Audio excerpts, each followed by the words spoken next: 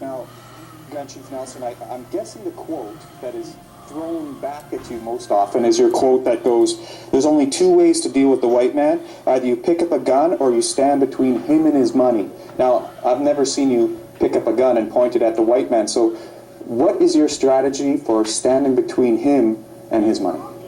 I remember that all the money that Canada gets comes from our lands and our resources. They live on our lands. There is no First Nations living on the good graces of the Canadian taxpayer. The reality is that we subsidize through our natural resources and our wealth all of the lifestyle of Canadians right across the country. Mm-hmm. And it's important for us to make sure that we're not apologetic for who we are. We're the first peoples of these lands, and we shouldn't be poor. Huge resource wealth. So when I make those statements to the government, I'm putting them on notice, that the free ride is over. It's their free ride that they've had, and they've had a pretty darn good free ride. Yes. On our backs. Yeah. Well, we've talked about economic development, and when First Nations talk about economic development, certainly when First Nation leaders do, the grassroots people start worrying about the environment. And there seems to be, this concern that if development is happening, then the environment is being eroded. So how do you marry those two ideas in your strategy?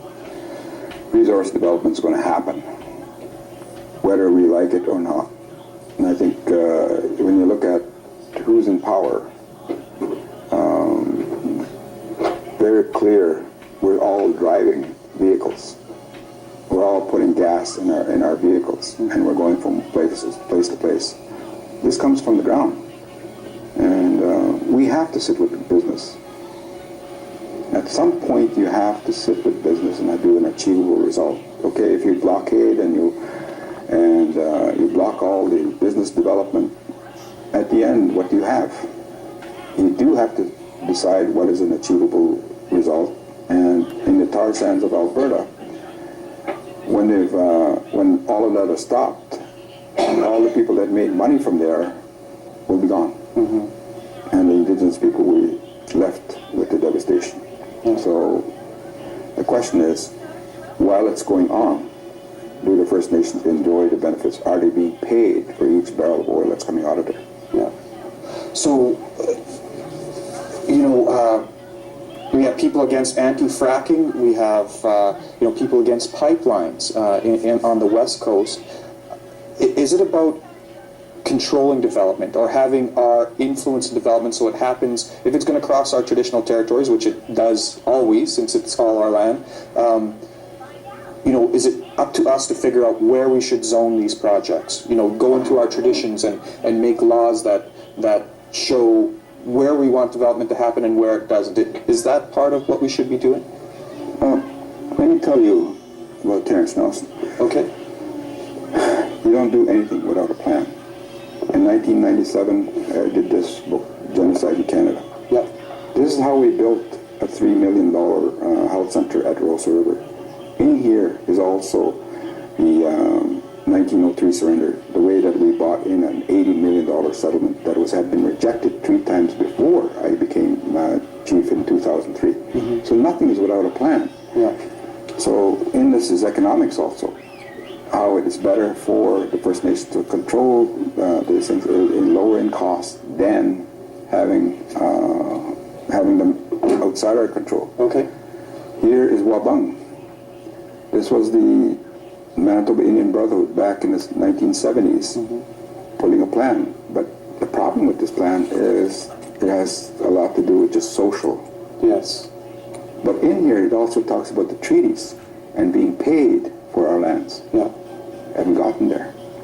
And that's why we need a plan that puts money in the pockets of the First Nations so that they can make their own decisions. In 1994, the man who helped me put together the 1903 surrender and bring it in, well, he did a $275 million bond to buy the Winnipeg Jets, to buy the Winnipeg Convention Center, to build a third level on that arena, or on that building and build a marina. And he got the bond issued, or not, it wasn't issued, but it was legally able to be issued in the United States. So that was before TLE. Yeah. The Roseau River was going to buy the Winnipeg Jets. That would have been quite a feather in your cap. Well, it wasn't my plan. It was before me. But I think one of the things is I'm saying, though, is that the possibility for us to do a $500 million bond on TLE here, just the five bands that are in Treaty 1 or including the other two, not a problem. But what I'm telling people, get your mind off funding. And this is what makes SCO such a great thing for me. And that's why I ran, because SCO is not going to be totally dependent on government funding. Well, you know, you got a lot of people all over First Nation country going, the funding's being cut, the funding's being cut. What you're saying is that that's a good thing. That's a damn good thing. And I think that, you have to get up in the morning and go to work. And when you have 60 to 95% unemployment, the chiefs don't have time to do anything except bread and butter issues. Yeah. And so their time is not there. As a Grand Chief, I have some time to do this. And we're going to have a meeting in February, a workshop where we invite business community here in the city of Winnipeg to hear from the TLE bands how they're going to do urban reserves. Yes. And I'm going to be very clear. The structure of those urban reserves is going to be a place where business can make a profit. Because there's no Santa Claus. And businesses are not charitable organizations. If you want to work with the businesses, then you have to make sure that they're secure.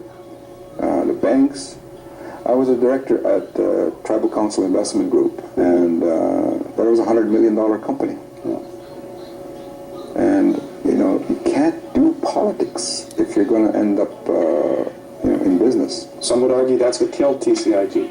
But what do you think of Idle No More, and how does this work, or does it work with your role as a representative of AIM in Canada? And how are the two movements working together, or are they in conflict with each other? I think one of the things that you got to remember that the AIM was out of the 1968, 1970s when the Native Americans had no rights. Sovereignty was a word that what the hell does that mean? Yeah, they stood up and they did, and a lot of people died. But get over that. Get into where in Minneapolis today they have OIC, they have health center, they have the schools, they do all the positive things. And so 70s are 70s. Here in Canada, yes, we want activism and things like that, but at the end you have to still have a job. And if you don't have a job, 60 to 95% of our people are on welfare. And we have to get out of that, and Ottawa's not going to rescue us. And that's the critical message I said to the chiefs. I said, Ottawa will not rescue us, the province is not going to rescue us, we have to do it ourselves. Well, with that in mind, some say Idle No More has morphed into the Indigenous nationhood movement, which is supposedly about building nations. So what does that mean to you, Indigenous nationhood? You can't be a nation. I don't care how you do it. You cannot be a nation if you're dependent on somebody else's economy. If you're dependent on government funding. You have to. A nation has to be self-sufficient. And if you don't have self-sufficient economic self-sufficiency, you're not getting anywhere. Yeah. Well, just to wrap up, last question, I guess. We've kind of come full circle here, talking about economic development and a little bit about how that deals with land. So how do the treaties sort of marry all these ideas together?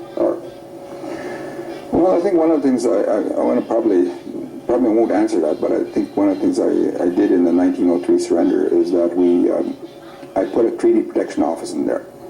And you'll find it in the lists of all the things that were supposed to be financed through our own income revenue stream. 10% was supposed to go to the Treaty Protection Office. I was going to, it was $250,000 a year. Yeah. I argued for 20%. I wanted $500,000 a year. But I wanted to do a 10-year plan, give it all to the lawyers, straight to the lawyers, 10-year plan, $20,000, and now we can still do $20,000 a month. Yeah. And then have the lawyers sue the government on a whole list of treaty issues. And then we'd give them 10%, maybe 20% for any lawsuit that they could win. Yeah.